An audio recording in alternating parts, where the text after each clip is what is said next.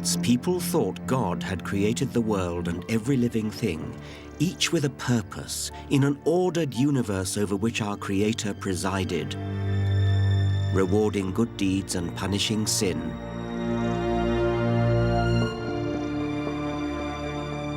Charles Darwin's theory of evolution by natural selection blew a hole in this comfortable explanation of life and faced us with a blindingly obvious yet disturbing truth. Humans don't have dominion over animals. We are animals. We're the fifth ape. But even Darwin hesitated to say this out loud. It throws into question our trust in our fellow human beings. Are our morals and manners just a veneer? Since a struggle for existence drives evolution, why don't we humans run an entirely dog-eat-dog world? How about genocide and ethnic cleansing? Are they some kind of survival strategy? In this program, I want to confront the issue that Darwin skirted around in The Origin of Species, the evolution of human beings. I want to ask what it means for us to be evolved. The question is more urgent than ever. Increasingly, religious people and others attack Darwinism for, in their view, excusing selfishness and barbarism. Throughout my career, I've wrestled with how to reconcile my liberal values with what Darwin revealed to be the pitiless war of nature. So now I'm going to take you into the Darwinian heart of darkness and look for answers and for hope. Natural selection is the driving force of our evolution, but that doesn't mean that society ought to be run on Darwinian lines. As a scientist, I'm thrilled by natural selection, but as a human being, I abhor it as a principle for organizing society.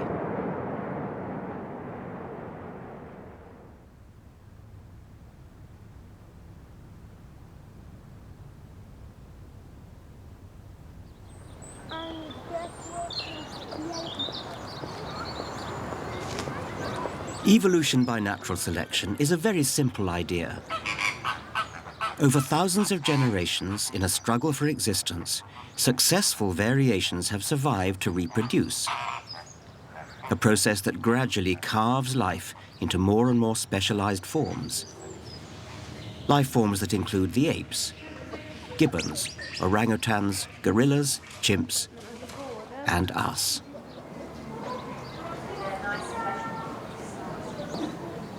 Here at London Zoo, back in the 1830s, the arrival of the first apes outraged polite society.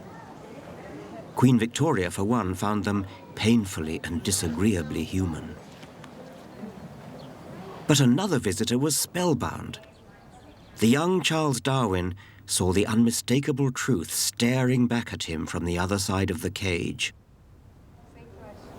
The uncanny familiarity of ape hands and the humanity we seem to glimpse in their eyes was for Darwin further evidence to support the idea of evolution, that all life was related. The African apes, he realized, were our closest evolutionary cousins.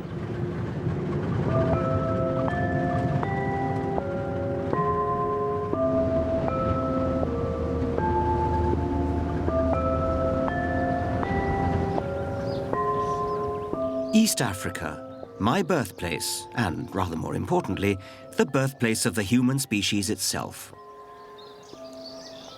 Between 5 and 6 million years ago, there lived in Africa an ape who had 2 children. One of those children was destined to give rise to us, and the other was destined to give rise to the chimpanzees. If I stood here and held my mother's hand, and she held her mother's hand, and she held her mother's hand, and so on back to the grand ancestor of all humans and all chimpanzees, how far would the line stretch? The answer is about 300 miles. Over that surprisingly short distance, the fossil record shows evidence of extraordinary changes. The paleontologist Richard Leakey and his family have uncovered the hard evidence in Kenya's Rift Valley. Evidence that charts the evolution of our ancient human ancestors. About 1.9 million years ago, you have skulls like this turning up now, and this is what they were calling Homo habilis. Largish-brained, still got a flat, big face, and probably ancestral to Homo erectus, which turns up in Africa at about 1.8 million years. This, then, is the ancestor to Homo sapiens. This persists for almost 1 million years, this condition, and then it gives way to something with an even larger brain, things that are much more like ourselves. These whopping great vaults. The brain has really expanded. It's much more like a modern human brain in terms of size and in terms of shape. And by the time you get to this, all of these others have disappeared from the fossil record. So there's all the major steps in the human story are in fact told in Africa. I often meet people who say to me, nobody's going to tell me I'm an ape. Is there a kind of visceral revulsion, do you think? Do you meet that as well? Yes, I do meet that, but it seems to be so misplaced because, as you know, we are the fifth ape. I mean, we never separated from the apes. We just do things differently. I've often found it fun to go to an ape exhibit in one of the big zoos, and you can watch people looking at a group of chimpanzees. And what is very clear if you watch their facial expression, you can see that they're not so sure that ape's like them, but they can look around and say, yeah, there's a similarity between the person on the other side of the cage. We're closer to chimps, African chimps, than a horse is to an ass. Horses and asses put together produce offspring. Wow, says everybody. Are you? Yeah, I am.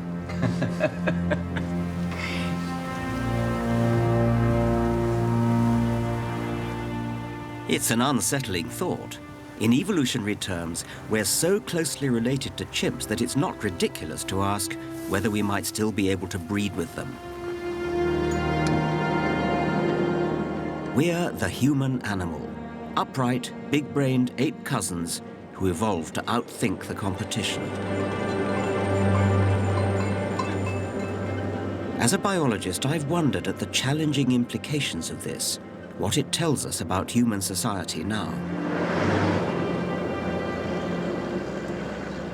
But over half the people on Earth are so horrified by what Darwinism reveals about our origins, they just refuse to believe it. I'm an ape. Yeah. Are you an ape? No, I'm not. I'm a human being.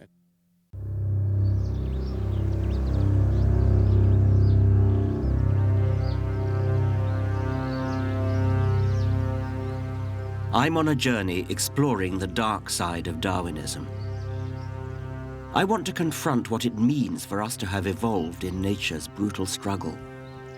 Why should the fifth ape love thy neighbor? The thought of our animal origins can upset people. Read The Origin of Species, Darwin's masterpiece that set out his theory of evolution, and you will find only a handful of passing references to human origins. That man was made in God's image, having dominion over the animals, defined what it meant to be human. So, discussing human evolution was just too risky. Darwin shied away from it and simply wrote, near the end, "Light will be thrown on the origin of man and his history."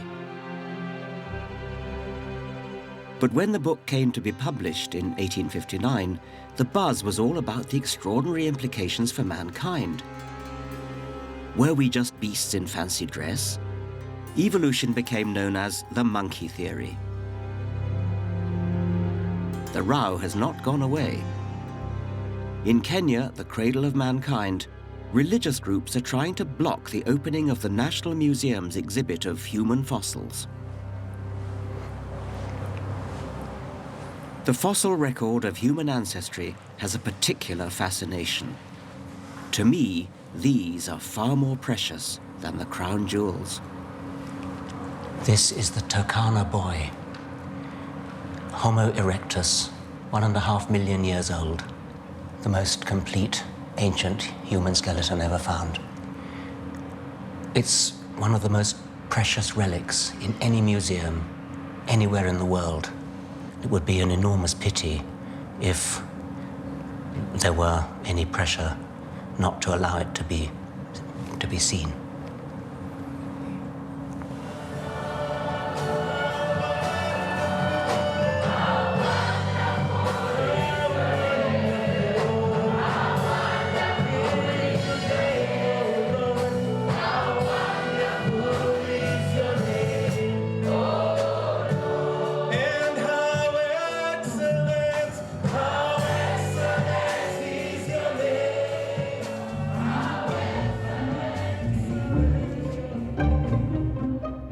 The 10 million strong evangelical movement in Kenya has run a Hide the Bones campaign.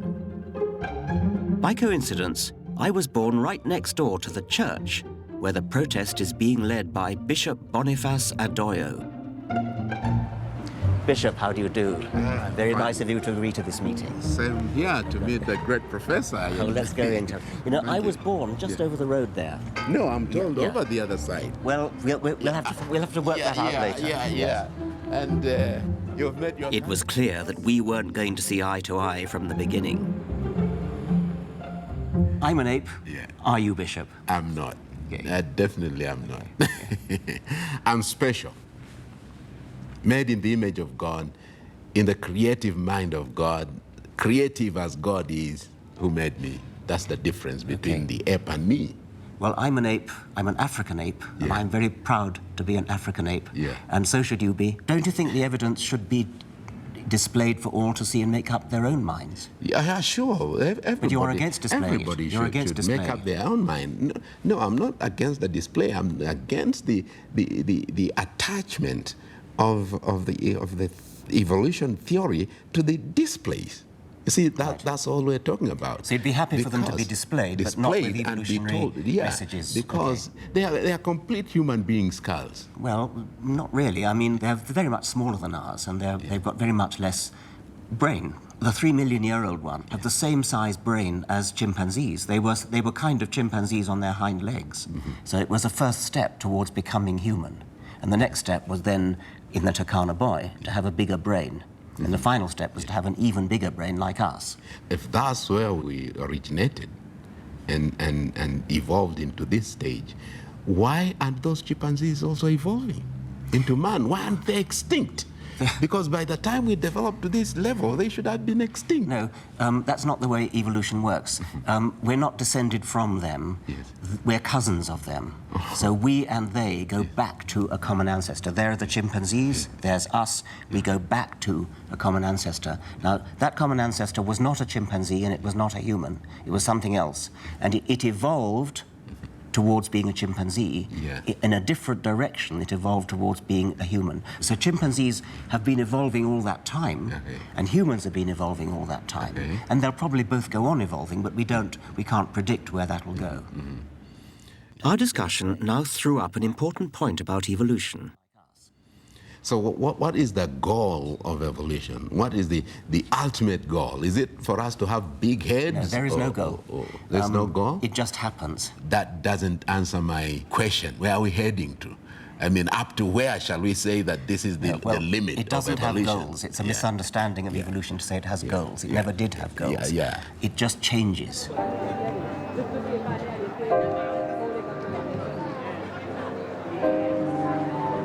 This is crucial. To understand evolution by natural selection, you have to grasp that it is not a grand scheme with goals. It's a harsh, unguided process which simply favors those that are most successful at passing on their genes. It has no morality or purpose. And we humans are just one of its products.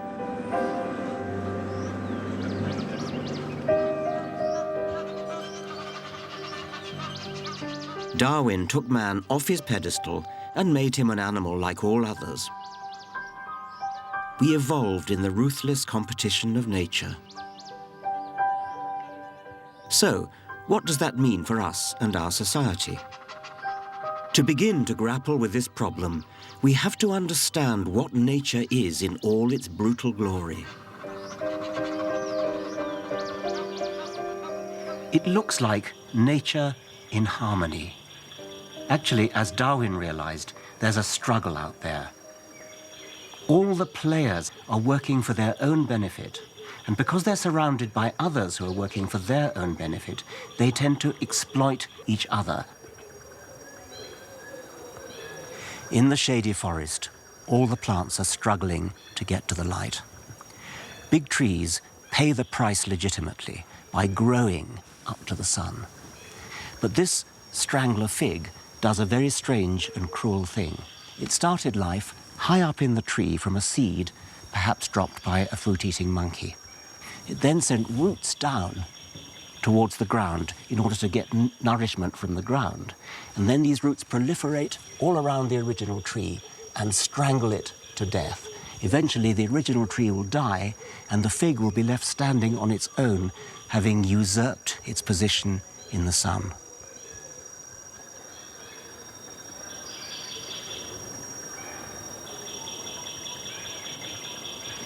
The bitter struggle for survival in nature has been the dynamic force that has driven the evolution of life.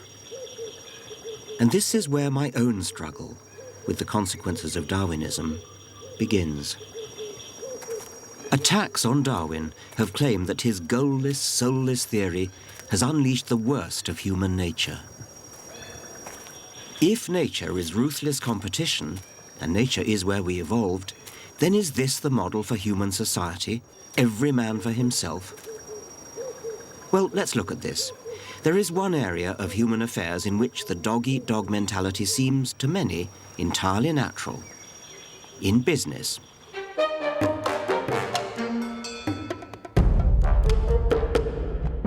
Certain elements of business have always loved what they perceive as Darwin's message. The strong must survive, the weak perish. Here is apparent justification for unrestrained capitalism and denying help to the poor. Several of the great entrepreneurs of the early 20th century, the so-called robber barons like the oil tycoon John D. Rockefeller, were unashamed social Darwinists. They believed human progress would be delivered by modeling business and society on nature, on the unceasing struggle of the jungle. Today, the giants of the oil industry stand as monuments to Rockefeller, the architect of our business age. Social Darwinism is still with us. In the 1990s, the American energy company Enron ran a kind of nasty Darwinian experiment, lining up 15% of the least fit of their workforce to be fired each year. It didn't end well. Enron selected not necessarily the best, but the most ruthless individuals who turned a blind eye to the widespread fraud that brought the company down in scandal. Ken Lay, Chairman and Chief Executive Officer, Enron. I've come to a convention of entrepreneurs in London to observe today's business animal up close. My best friend is a money broker in the city and has more money and knows what to do with, and he's offered me whatever I need. Okay, one thing's confusing me, and that is why you're here. Mark, good presentation. I suppose I should put my cards on the table. I don't like the recruitment industry generally. For a very long time, people have noticed the similarities between economic systems and biological systems, and particularly the notion of competition in both systems. When businesses compete, we can think of them as design. So you might have a design for a bank, a way to run a bank. And each of the banks along the high street will have a slightly different way of running a bank, a different design. And the evolutionary competition is it's a competition for you walking down the high street to determine which bank will serve you best, which design suits your needs better than the others. So are we looking at corporate apes fighting for supremacy without compassion, teeth bared? I wonder if it's more posturing than reality. Do you think there's a risk of overdoing the Darwinian analogy? Yes, very much so. The press loves to play up company CEOs and entrepreneurs as these heroes, and in many ways they are. They work incredibly hard, make great sacrifices. But the myth is that they were these great visionaries, these people who could predict the future and drive an organization toward that future. The reality is economic systems, just like biological systems, are hugely complex. And being able to predict what's going to happen in the long term is extraordinarily difficult or even impossible.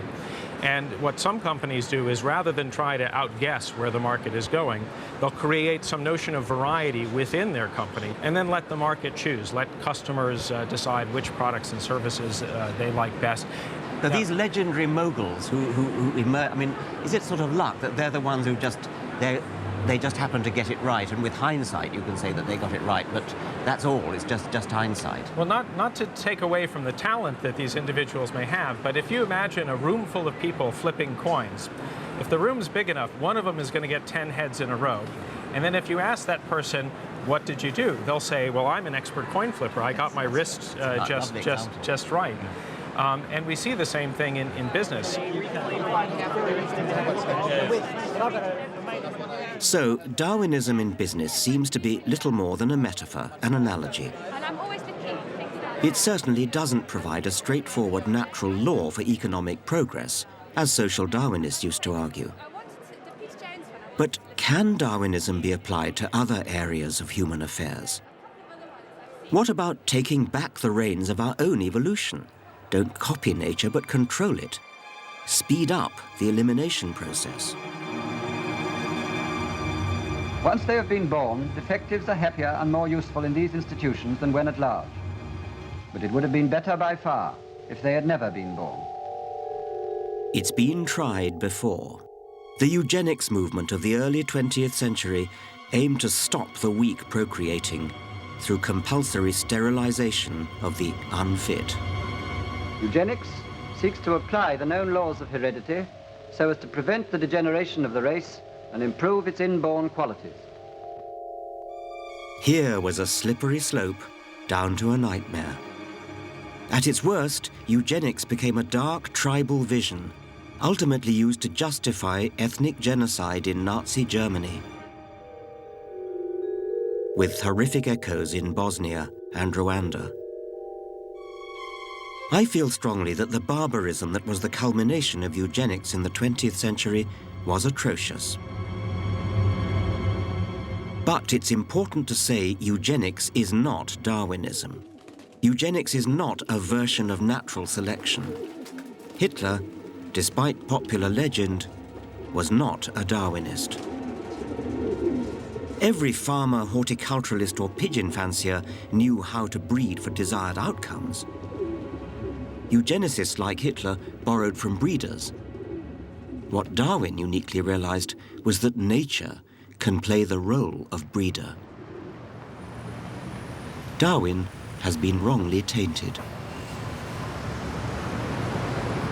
I've always hated how Darwin is wheeled out to justify cutthroat business competition, racism, and right-wing politics. And throughout my career, I've grappled with the apparent paradox of the way cooperation, being nice to each other, even morality, could evolve from the mindless brutality of nature.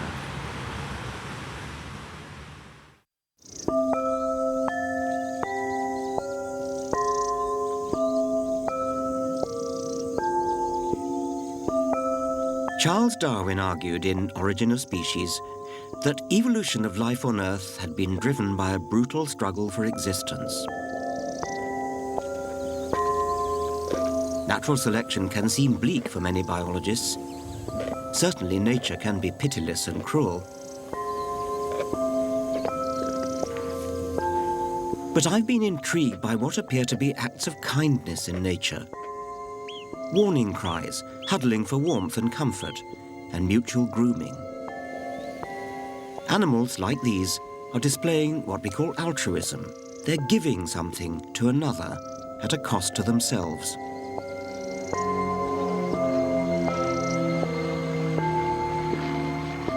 The question I've grappled with as a biologist is why? The explanation must at some point involve the brain. Altruism, like any other behavior, must have evolved over time as brains have evolved. So now, I want to talk to somebody who knows about our evolved psychology. Steve, hello, and nice to see you. When we teach about evolution, we naturally tend to focus on anatomy, but you could equally well say that psychology, that our minds are evolved organs or organ systems, couldn't you? Well, yes, and we have every reason to believe that the mind is a product of the activity of the brain, and I happen to have it here. And it's clear that the brain is an organ. It's got an evolutionary history. All of the parts in the human brain you can find in the brain of chimpanzee and other mammals. And we also know that the brain is not just a random neural network. And we have reason to believe that a lot of the products of the brain, our perception, our emotions, our language, our ways of thinking, are strategies for negotiating the world, surviving, bringing up children, finding mates, negotiating relationships. I suppose we can all understand why sexual lust has Darwinian survival value. And are you now saying that the mechanisms for guilt, trust, that those are a bit like lusts? I mean, there's a lust to trust, or is that not a... Indeed. I mean, there are... and people have... no problem accepting Darwinian explanations for emotions that are triggered by the physical world. Fear of heights and snakes and spiders and the dark and deep water. Disgust at bodily secretions that might be carrying parasites or rotting meat and so on.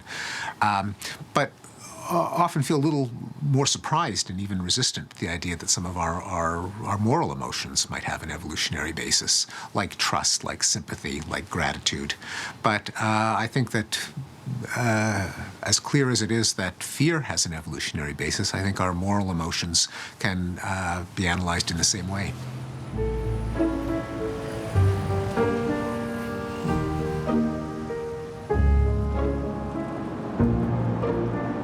I think Steven Pinker is right, and that we do have an evolved morality. But I also understand why there is resistance to the idea. Why would the genes for the parts of the brain that involve giving at a cost to oneself be inherited in nature's brutal struggle for existence? To explore this, I want to look at another case where individual survival doesn't appear to be the priority.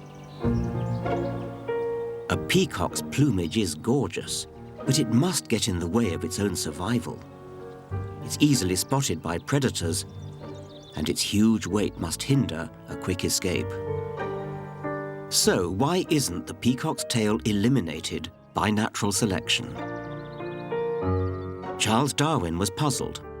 "The sight of a feather in a peacock's tail whenever I gaze at it," he wrote, "makes me sick."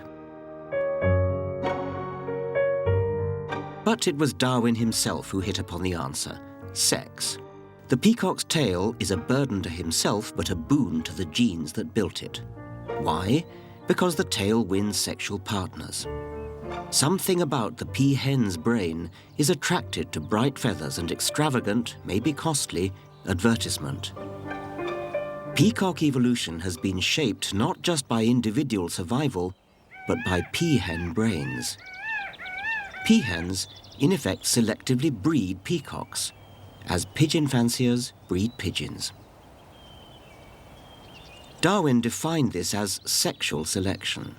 Evolution, he now realized, wasn't just about which animals survived, but which could prevail in winning the favors of the opposite sex. Cowboy, keeping it real for you. I'm the naked cowboy. You gotta do what you gotta do.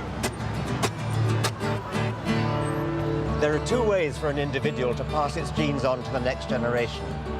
You've got to survive, and you may have to be attractive to the opposite sex.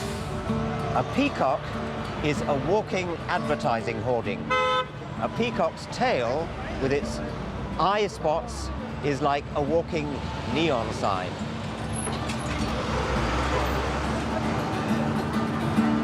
Here in America, I'm looking into an unexpected way in which women could be said to be practicing a form of selective breeding.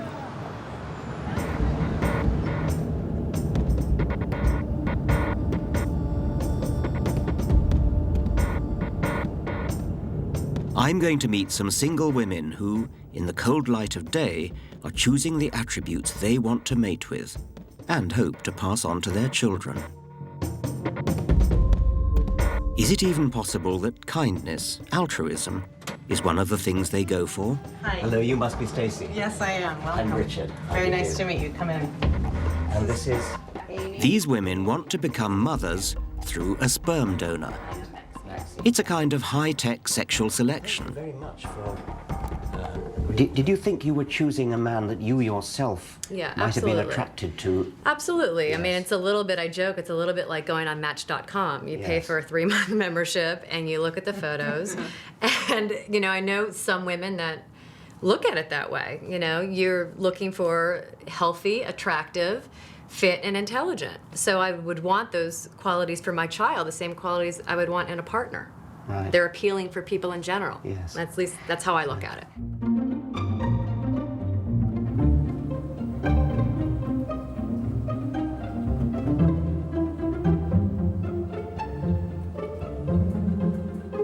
For the women's potential partners, partners whom they never meet, the process begins here. Down here we have the donor rooms where, you know, they can do their thing. And, you know, I'm trying to... Suitable pictures on the wall. Oh, of course, you've got to have a little inspirational material to help it along, you know. But who are the women going to pick? It's the same type of room. Are there any women who say, well, just give me something at random? Very, very, very rarely. Okay. Tell me a woman that has walked into a shoe shop and said, just give me whatever you have. That doesn't happen, you know. No, that's right. Yeah, but I mean, I'm anything interested you buy, because you spend time on your that's decision. right, of course. But I mean, we kind of in our society pay lip service to the idea that there's something taboo about eugenic choice, and so you might think that the women might, as it were, go along with that and say, well, I don't approve of eugenics, so it's America. It's a society of consultation and consumerism. People are used to, you go online, you buy products, you ask questions about the products. And, donors have to provide full and intimate details of all aspects of their life. Shoe size and allergies and skin tone, if he tans easily. There was one that caught my eye. 6'1", hazel eyes, curly brown hair. Favorite pet dog? Favorite pet. If he's a smoker. Likes James Bond. He likes the Aston Martin. He likes jazz music. But I want to return to the enigma of altruism. Is it possible that among the qualities women want in a sperm donor is niceness, kindness? I'm interested in this donor because he explained that someone in his family had difficulty getting pregnant, and so it was important to him to be able to help others who were in need of assistance in that area. So I liked that. What's fascinating is that the women don't just want the obvious alpha male qualities. You know, there's so many things that goes into it than just looks or intelligence. One of the donors that have been really popular is actually the nicest guy. And I don't know how you put that in a formal, but he's the nicest guy. Yes. He's not the smartest guy. Yeah. He's not the best looking guy. So how do they know? How do they know he's the nicest guy? But from his... He's actually written a really good extended profile about himself. So I've actually met the guy. That I can tell you the profile actually checks out. He is a really nice guy.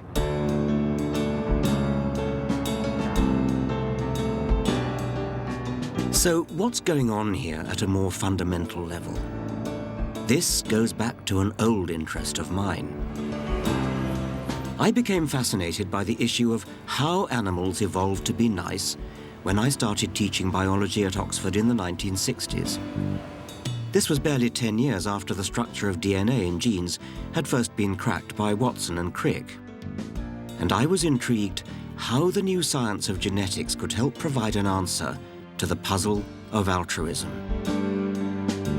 Genes are coded instructions that build every living thing, body and mind.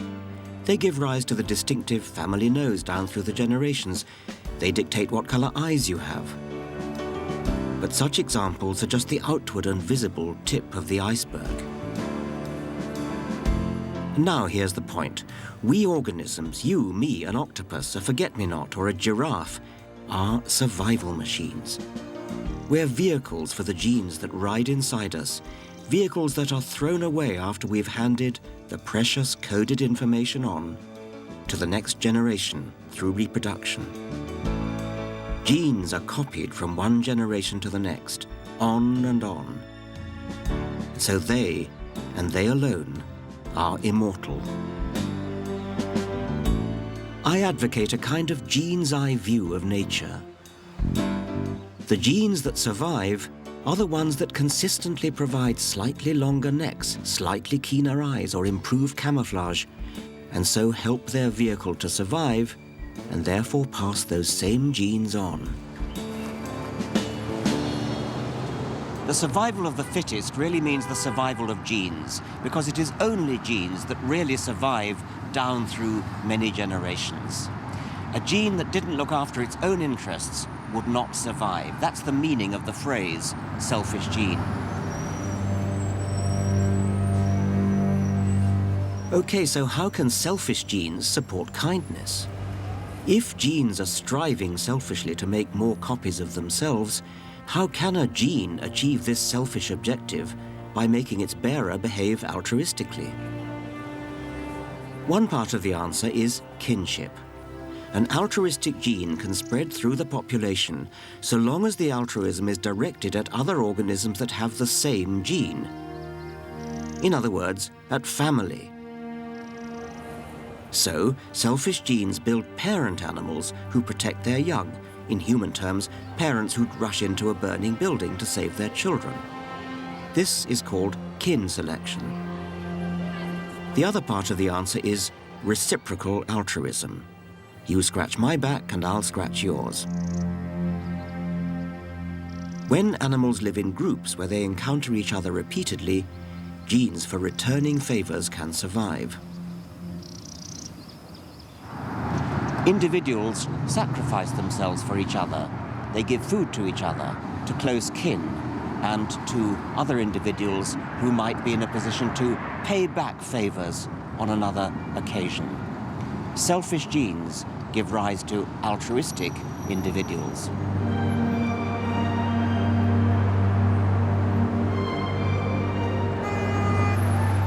In the 70s, I wrote a book bringing these ideas together, called The Selfish Gene.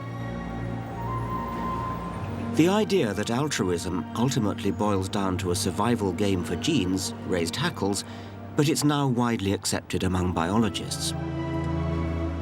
But it's not the end of the story.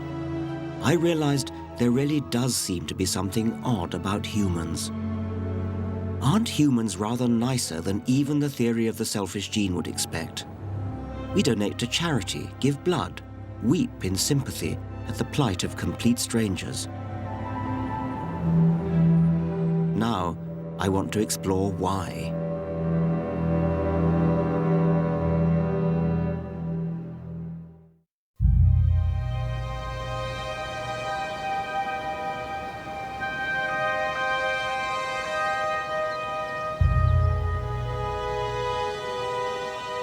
I've been struggling all my life with why people should be quite so kind and decent to each other.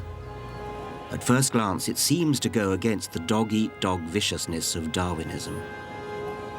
To be sure, Darwinism was softened because it was in the selfish interests of genes to build altruistic animals.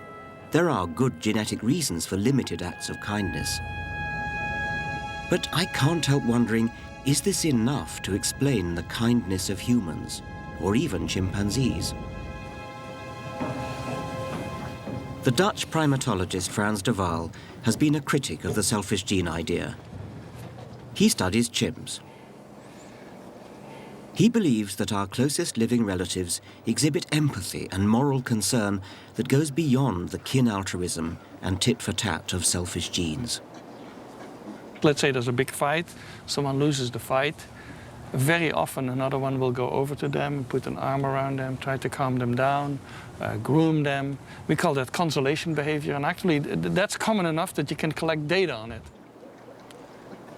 De Waal has accused my work of promoting what he's labeled veneer theory. The idea that morals are a thin veneer on top of the inherent nastiness of our animal nature. Yeah, well, I think the reason I speak of veneer theory is because we've seen like 30 years of books published on how humans are not inherently kind, humans are deep down nasty. And if we are kind, it's only to make a good impression on each other. And if we are moral, it's just a little veneer over human nature. Yes. And I take opposition to that. My feeling is that the phenomena that we see, which you've described as empathetic, are phenomena which need explaining. And we're going to explain them. In my case, we're going to explain them in terms of selfish genes. Selfish genes are just as good at explaining altruistic behavior as they are at explaining selfish behavior. But maybe the problem is that it is certainly a self-promoting gene. And so the word selfish has a motivational content, of course. And I think that's where people sometimes get confused between, if we have selfish genes, it means that we must be selfish. And those things need to be kept apart. Well, they really do. I mean, it's a very unfortunate confusion, because most of the book is about altruistic behavior. Yeah. You know that in political ideology it has also been used. So, for example, what we call social Darwinism, which is very prominent in this country, in the US, is a sort of ideological streak which says, well, animals are not nice to each other, we humans should not be nice to each other. There's no reason, for example, to help the poor, because the poor need to help themselves, and if they cannot do that, then they perish, and that's fine too. I hate social Darwinism too. But that doesn't mean we should romanticize nature or not face facts when it comes to the genetic roots of altruism. I think altruism has been favored by kin selection in small groups in nature. But when it comes to humans, something special is going on. We've gone beyond kin selection. Our world now has been scaled up. We live amongst large, anonymous populations of strangers, not kin who share our genes, and not people who we might expect to return favors. And yet we still have a lust to be nice. The rule that's built into your brain says, be nice to everyone you meet. And that works in nature, because everyone you meet is going to be part of the small group. Similarly, everyone you meet is actually probably going to be a cousin.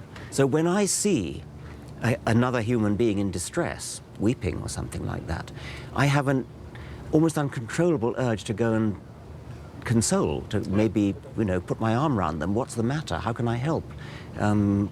Please let me help you.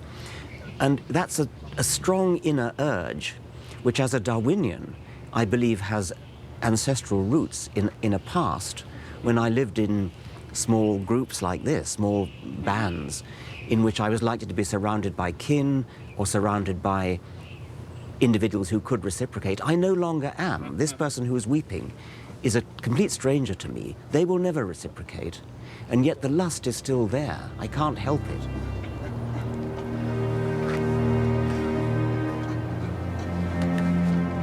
She lost it. She got it last time. I got another one. Keep her. Oh, brilliant.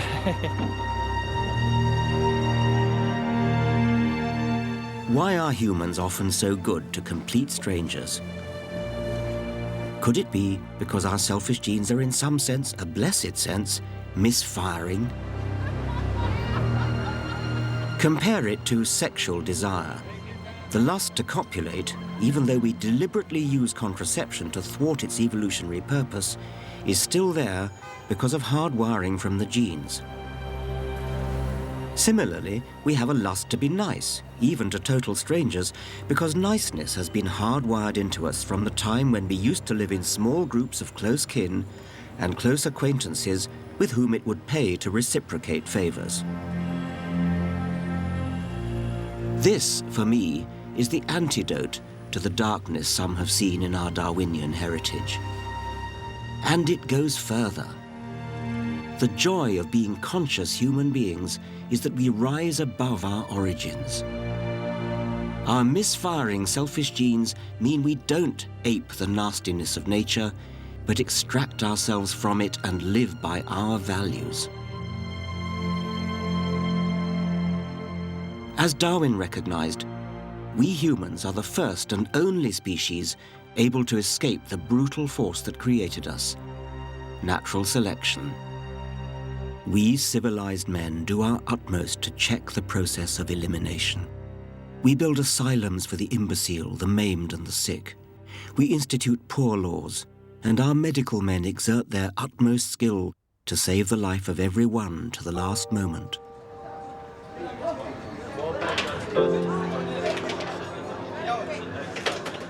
This is the 999 Club in London's East End. It takes in the less fortunate, alcoholics, drug addicts and the homeless, providing them with tea and hot meals. Such altruism is, I believe, among the pinnacles of human civilization.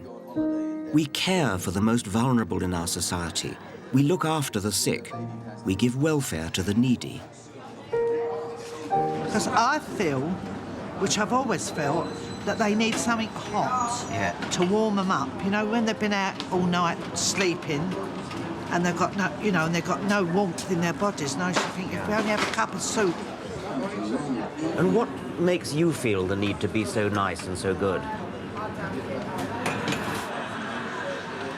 Well, I was a war child, so we never had a lot of food, and that's why I've always tried to look after these best I can. You know, and I think, well, if they're hungry, I'll feed them. So you felt hungry as a child? So Yes. you felt, I don't want that to happen to other people? No, that's it. That's how I felt.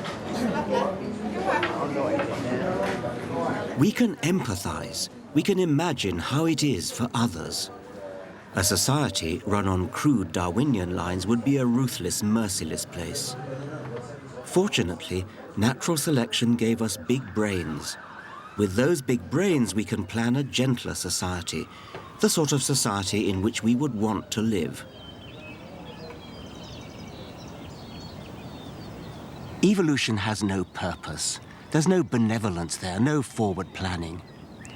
Some people find that disturbing, but there is a better way to think about it.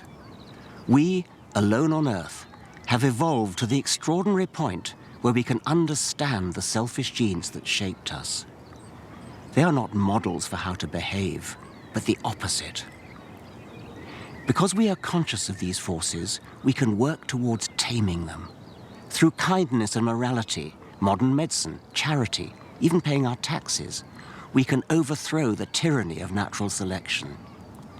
Our evolved brains empower us to rebel against our selfish genes.